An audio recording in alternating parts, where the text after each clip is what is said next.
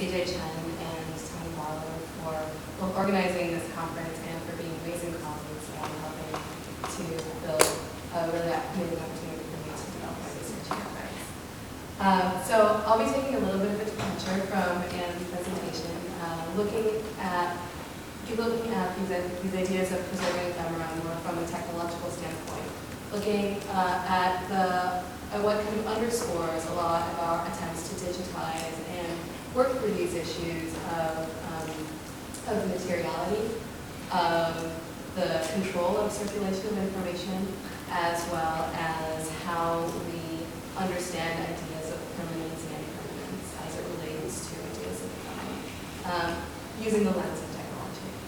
Specifically, I'll be looking at cloud technology and the growth of cloud computing and its relationship to the digitization of archives as kind of a backend technology that can also be a way to preserve, but also a way to lose key data.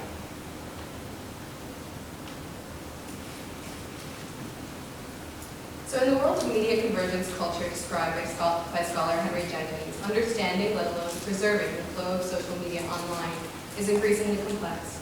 In particular, user-generated content, such as web posts, present a particular conundrum. Archivists have referred to ephemera as those everyday, impermanent items, produced irregularly and designed to be used and thrown away. Here's one of my favorite guys.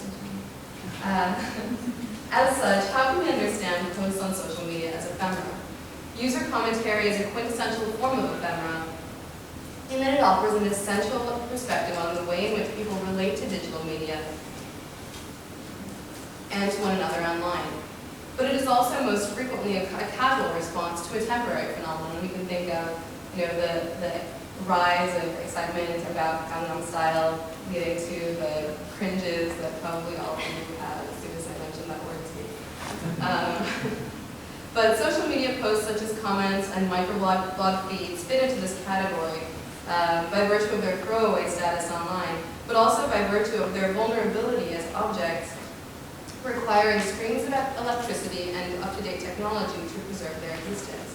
So this is not just about the fact that we can delete social media posts or that they may be lost, but the fact that in terms of our preservation technologies and how they're preserved on cloud technology, there's significant risks. Indeed, this paper argues that an intimate understanding of the storage of contemporary social media posts, and not just social media, but also the types of archives that we were discussing earlier in yesterday's panel, underscores the frailty of technology that are essential to any strategy of long-term historical research on ephemera. Moreover, due to both the volume of social media posts as well as the unique corporate and political context of these sites as digital preservation. So the fact that a lot of these posts are being preserved by governments, which may or may not have reason to be custodial archivists, or corporations which have their own data storage needs. Social media ephemera in China can be viewed as a test case for how we understand the preservation of digital media because of its importance in the rapidly growing social media sphere. As exemplified by Chu Yuan's poem, Yun Zhongjun, a pre-modern Chinese scholar delighted in keeping his head in the clouds. Here I would like to argue that our imperative as scholars of ephemera also includes having our heads in the cloud. While the preservation of social media posts is a new form of ephemera in China is of particular importance to the fields of both media studies and Chinese studies. As Susan Shirk and others have argued, Chinese digital spaces present an unprecedented space for citizen engagement and social commentary, and are thus uniquely important to preserve as a window into political, social, and cultural life in the PRC. Part of the process of defining ephemera in the digital sphere is defining what the object of preservation is. What constitutes the digital milieu? Is it the structure of the page? Is it the text? Is the relationship between posted ephemeral social media commentary, which is designed to be ephemeral, and commercial media, which is likely constructed by its creator with an eye to longevity. So how do we distinguish between posts as well as the digital media that those posts are about? And as well, we have this phenomenon of power users who maybe want their commentary to be considered as part of this web longer framework. Now, when looking at practices of preservation of social media posts, it is not only the issue of identifying what to preserve, but also what not to preserve. Once again, this issue is particularly salient in issues related to the Internet in China. With the world's largest numbers of global users, issues of capacity to archive have become even more significant. Even with Chinese government interventions into cloud storage space, which is an issue that I deal with in my larger paper, which I think has significant implications that need to be considered, as well as substantial investment by Baidu as to build cloud computing space. In order to expand cloud, the question of what not to retain becomes almost as important as what to retain. The issue becomes even more substantial for future researchers who are likely to encounter corporate control of major social media platform databases. Examining the preservation of social media in China has broad-reaching implications. By situating Chinese social media posts within the category of ephemera, while theorizing the challenges presented by preserving digital ephemera, this project highlights the importance of identifying ways in which it is possible to intervene in the preservation of contemporary digital culture. Indeed, estimates place the number of internet users in mainland China at 333.3 million, as compared with 198.7 million in the US. So it makes sense to look at China first because we're looking at larger volumes of information. With both the largest number of internet users and one of the world's most labyrinthine information policies, which Professor Long highlighted to me is actually being used as a model for Vietnam as well as other Southeast Asian countries. The preservation of digital ephemera in China provides essential insight into how this issue will play out in the rest of the world, or at a very minimum in Southeast Asia. In order to understand the challenges related to the preservation of digital culture in China, it is helpful to examine the very real issues related to corporate ownership of social media posts globally. The challenge of preserving digital media as a cultural object unto itself is an issue even outside of the PRC because content in social media posts becomes proprietary to the sites post in most cases. For example, under the Facebook Statement of Rights and Responsibilities, users grant Facebook a non-exclusive, transferable, sub-licensable, royalty-free, worldwide license to any IP that you post or on connection with Facebook. Many of you have probably seen this on your social media posts. Here's a little reference to how that can happen. But similarly, under the terms of use in Douban, a popular Chinese social media site for curation, the site can demand at any point that content can be deleted for any reason. So then this is not necessarily even the issue of circulation of IP, but also the fact that there's this intense vulnerability that's articulated by the terms of use. So users are agreeing that their information can be deleted by agreeing to participate. And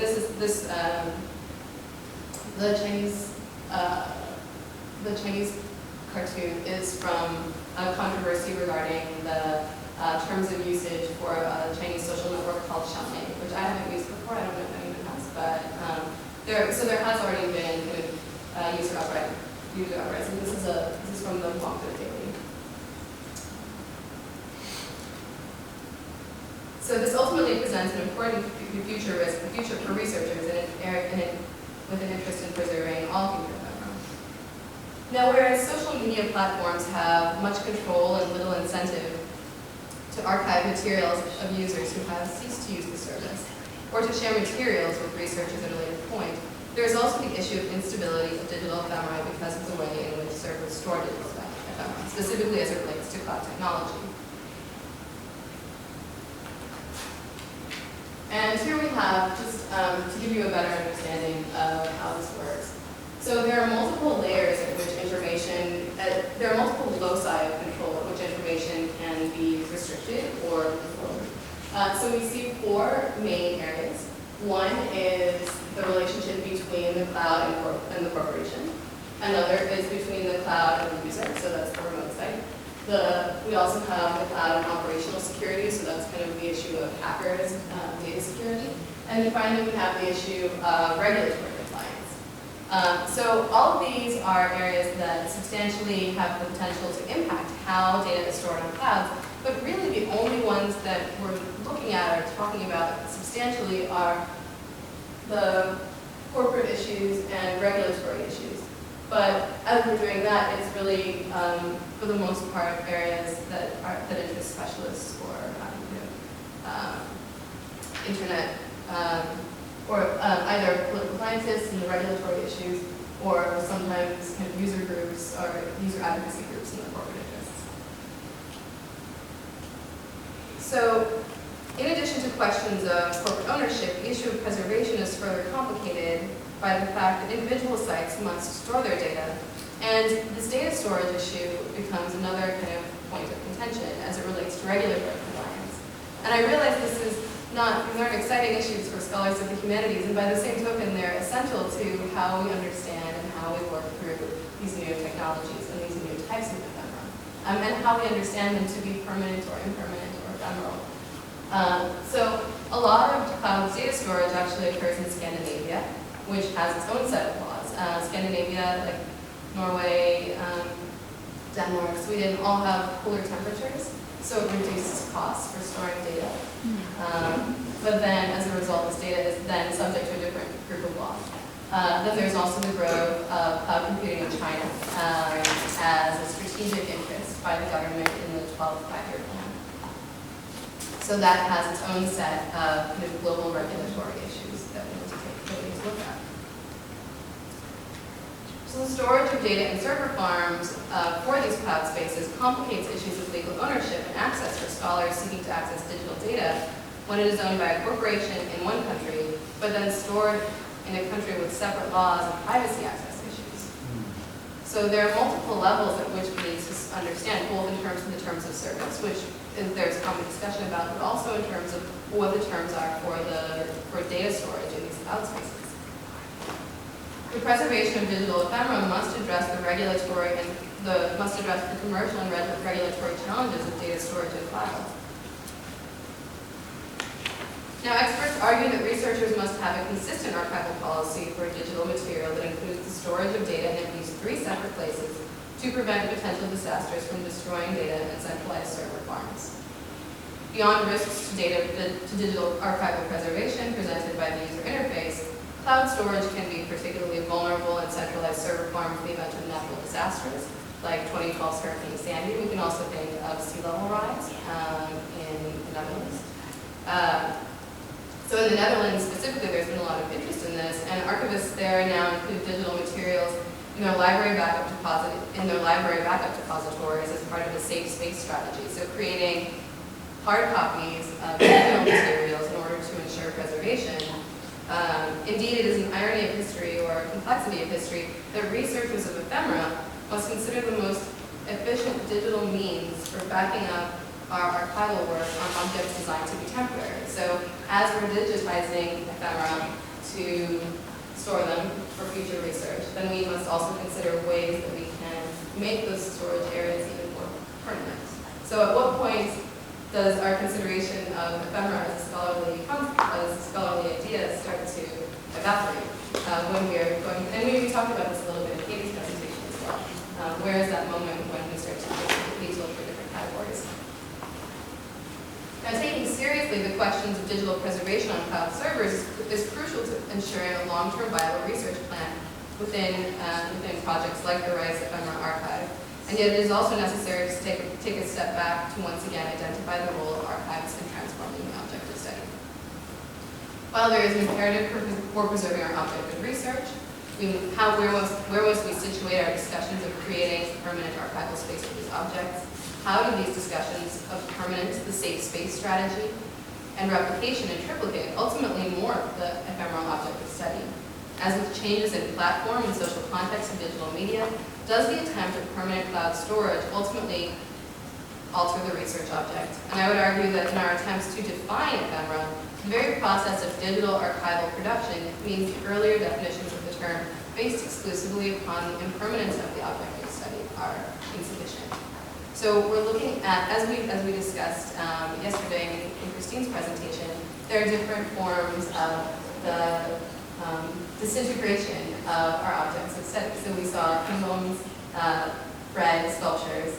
So is that a different type of ephemera than a piece of paper that would eventually disintegrate, or a digital object that would, is information and then would fall apart through those ways?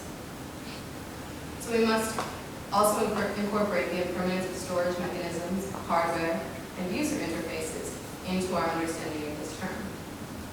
Now, while the Rice Ephemera archive offers us the opportunity to analyze these issues in the context of storage data about China in a US-based digital archive, as scholars of China, it is also important to understand the implications of these issues for similar archives with data stored in the PRC. That the majority of China-based digital ephemera archives would be stored in the PRC is a strong possibility, particularly given the growth of the PRC digital cloud strategy as part of the 12th Five-Year Plan. The cloud computing industry in China has been growing rapidly and is a major strategic industry for the PRC government.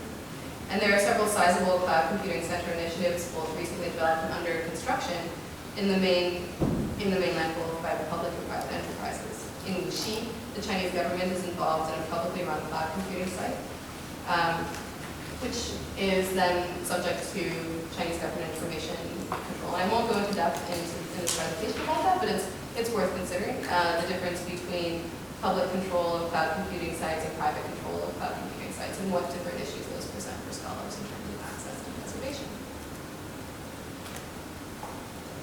So both overall and in specific context of information policy, does the cloud storage of digital archives present a risk in terms of long-term storage safety?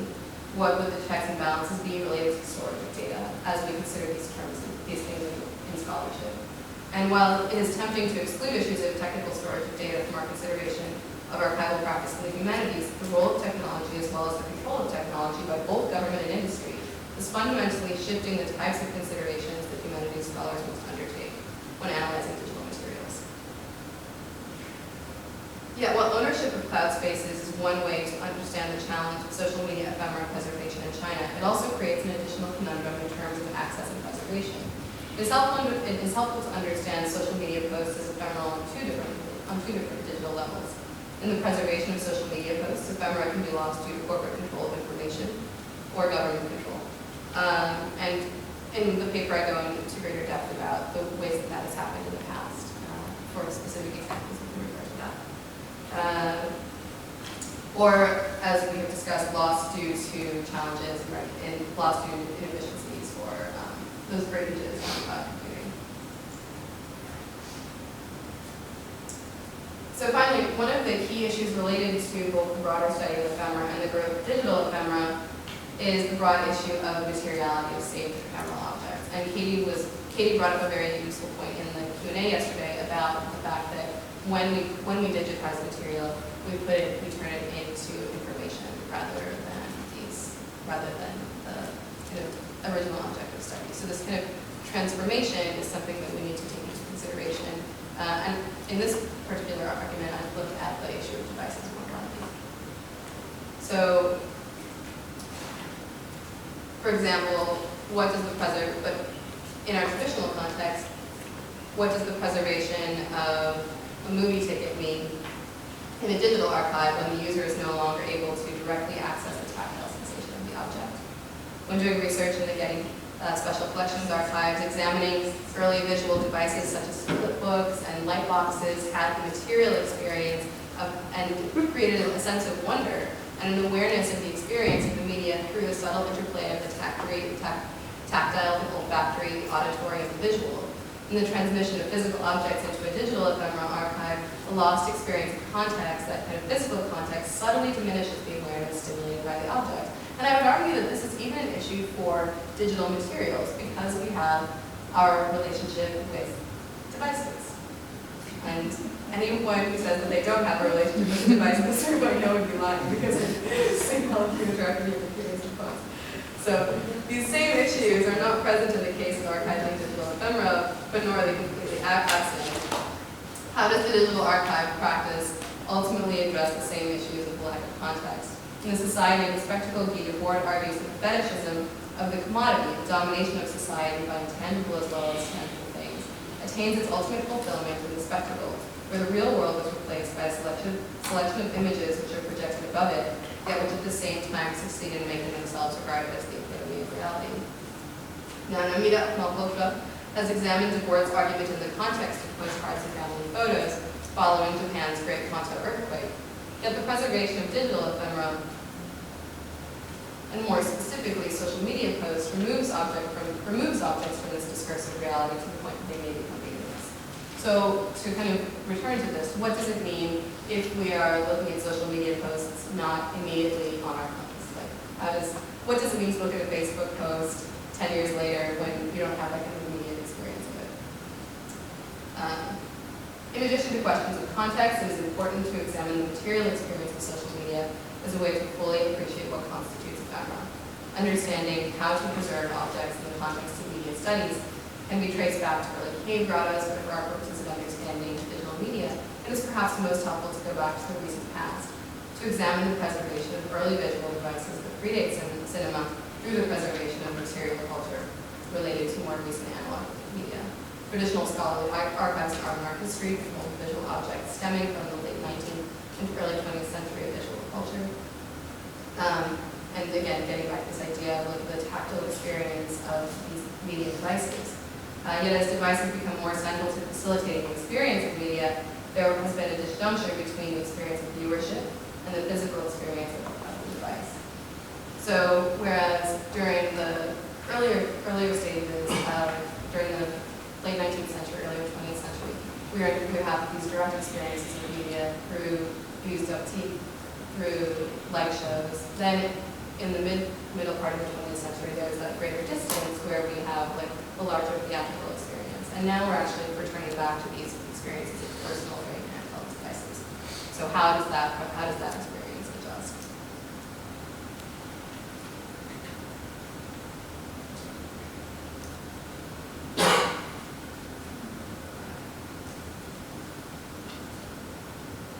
In addition to issues of the digital context, it is essential that we take into account the importance of the multiplicity of hardware experiences in creating archival context for digital ephemera. Historians have encountered issues of identifying the significance of a word or object of context, but how do we account for the shifting ways in which digital objects will be mediated by multiple new experiences of technology at the same time? What the original users initially experienced on a laptop can already be experienced on a panoply of tablet devices. So we actually can see even, that the experience of doing something on a tablet is different than doing something on a laptop versus doing something on your phone. But in accordance with Moore's law, the technology that we experience these initial artifacts on will only continue to change. So we also have the ephemeral experience of this material based upon the changing modes of devices. So even our own experience of, I don't know if anyone has used a 5-year-old cell phone at any point recently, but the experience, yeah, okay. But the experience of going back to a different type of technology, even over a very short period of time, can also fundamentally impact your experience of the data or the post that you experience on it. So preservation is a matter of material practice and must therefore also take into account the materiality of the medium. Touching devices like the motion picture camera cannot directly convey the experience and the visual experience of the device. Throughout the 20th century visual culture history, the device became increasingly removed from the experience of viewership. So looking at a television or an IMAX screen offers insight into the experience of the platform, but not directly the visual experience of the work.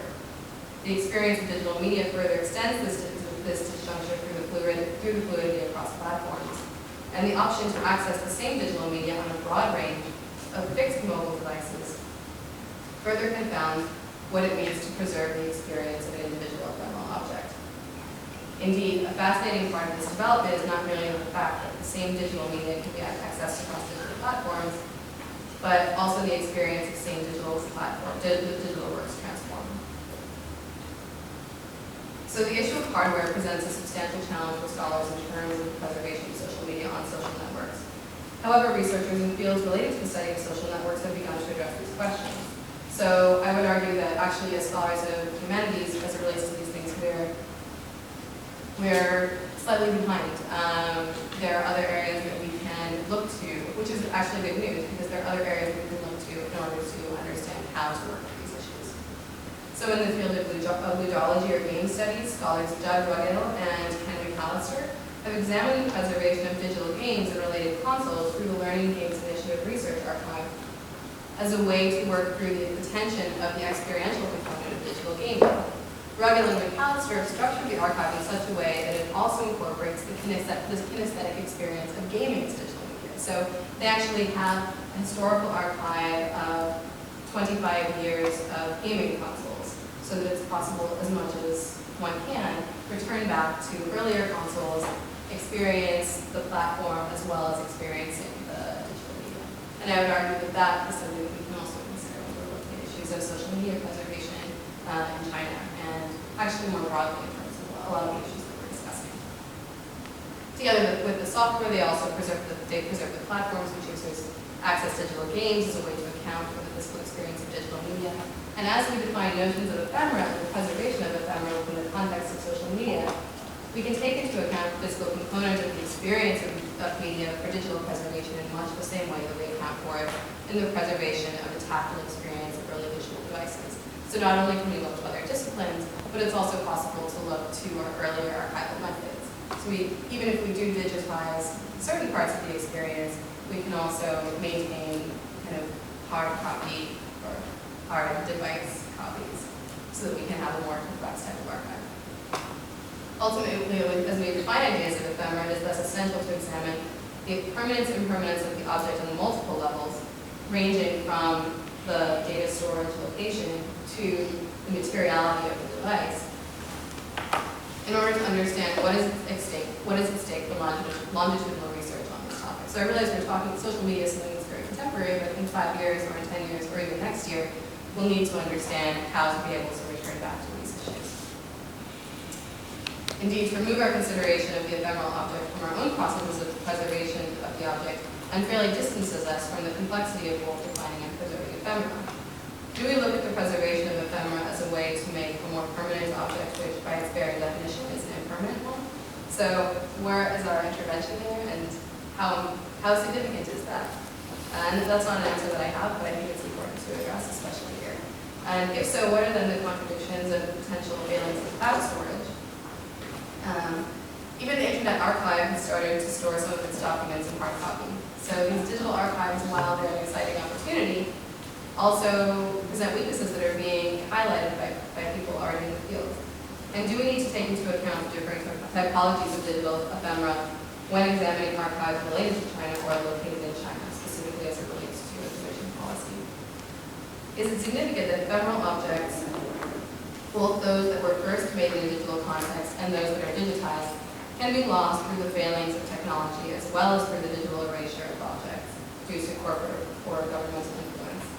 Are these different kinds of ephemera? Do we have different categories for them? What is the significance of the loss of digital ephemera from the cloud, either before the archival process controlled by a corporation or government, or after due to faulty technology? Ultimately, the challenge of archiving digital ephemera in the PRC highlights several significant issues in the field. What is the relationship between the preservation of digital ephemera, cloud technology, and corporate government information policy, as well as the materiality of these devices within each of those separate categories? Is it possible to establish collaborations between corporate and government regulators and scholars to enhance scholarly preservation? Is this something that we need to be involved with, either from a political standpoint in any of the contexts that we work, or from an activist standpoint in terms of working with corporations and establishing these linkages?